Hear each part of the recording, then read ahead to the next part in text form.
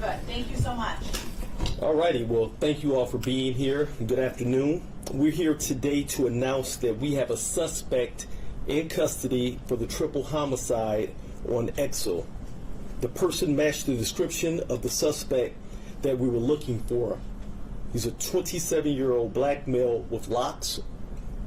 The suspect does have a criminal history and is currently on parole. Some of his past offenses include carjacking, armed robbery, felony firearm, fleeing from police, resisting and obstructing.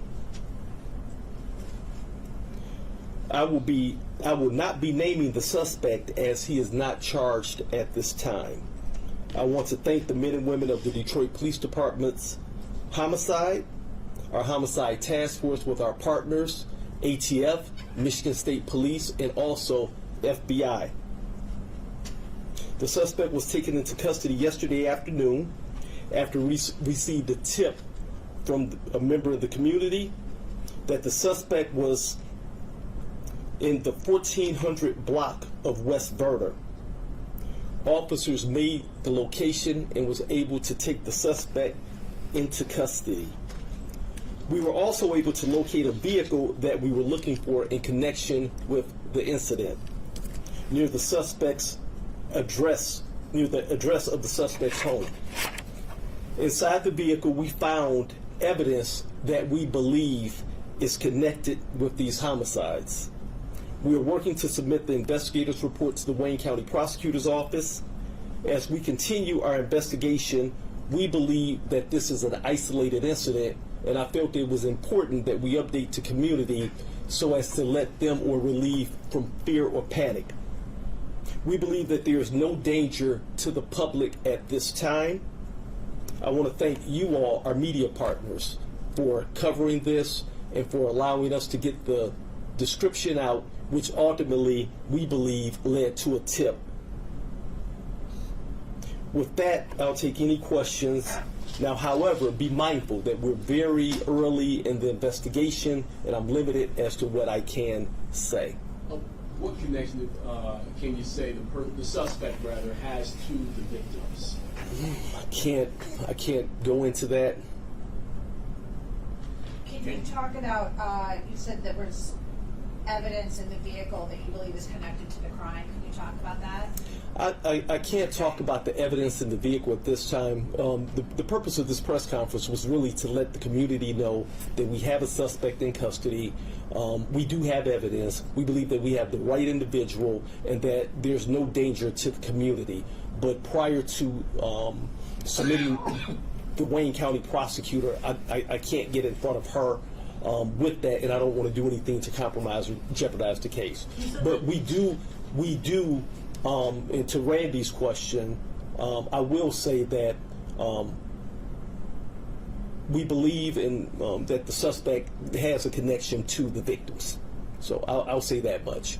You said that the person that is in custody hasn't been charged. There is that window of time. Are you working with the prosecutor's office? I believe it's 72 hours while you can hold him. What can you share about that? Yes, ma'am. We are working with the prosecutor's office. We're preparing, having conversation, and we'll be submitting the investigator's report, or commonly referred to as the warrant request. Are you able to speak to timing and I've covered part of this, but also heard updates from other media about police were alerted initially to a missing persons report, which I've read has been connected to one of the three decedents, but possibly they were killed the day before. Can you talk about timeline here, and if there was a delay, maybe a day before, how that person just came up to officers responding to the missing, that he had been assaulted also?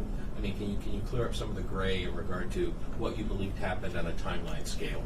I can't at this point. That's too into the details prior to the individual being charged or the warrant request being actually submitted to the prosecutor's office. Can you at least share if you believe this occurred 24 hours prior to when police arrived on the scene, or give a timing of expected time of death?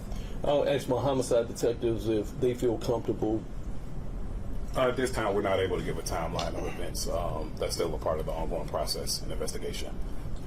Chief, you said that the suspect has some connection to the victims. What can you speak of as far as motive goes, and can you also talk about how this investigation worked? I mean, you guys were quick. You worked with Michigan State Police. You guys got the person you think is responsible.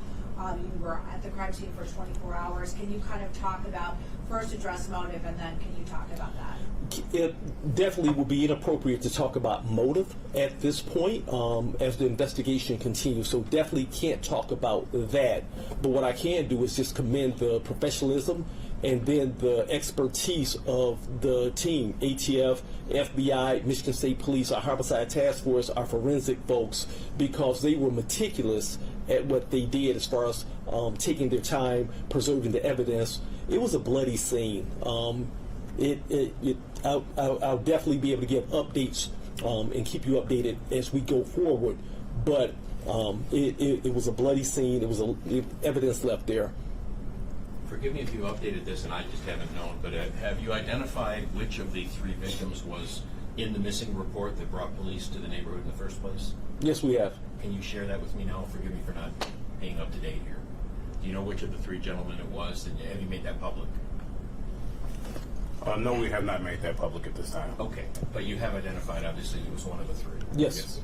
And what the person who came up to officers responding to the missing report said that he was hit by a hammer, I believe, correct? I can't. Where I'm going is, was a hammer the believed implement that killed these other people? We're going too far into the details Fair at this enough. point. Thank you so much. Yep. Appreciate you. Are there any other questions?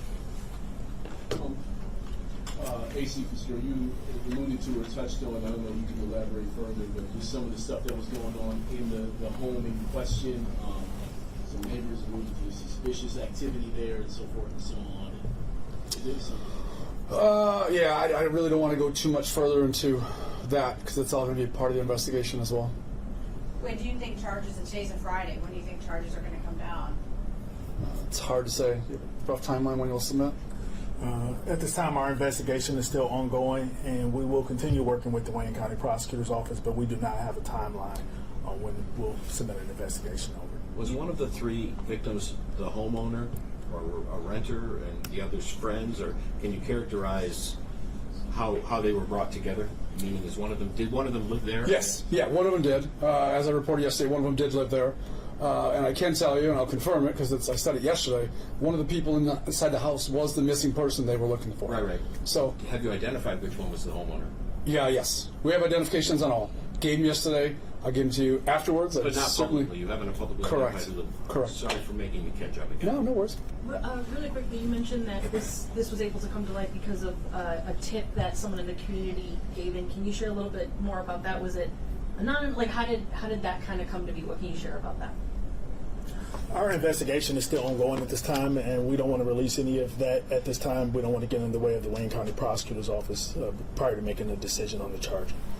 Again, reiterating, the purpose of today is just to let the community know that you believe you've got this thing solved and no danger to the community is the point of us being here primarily, yes? Absolutely.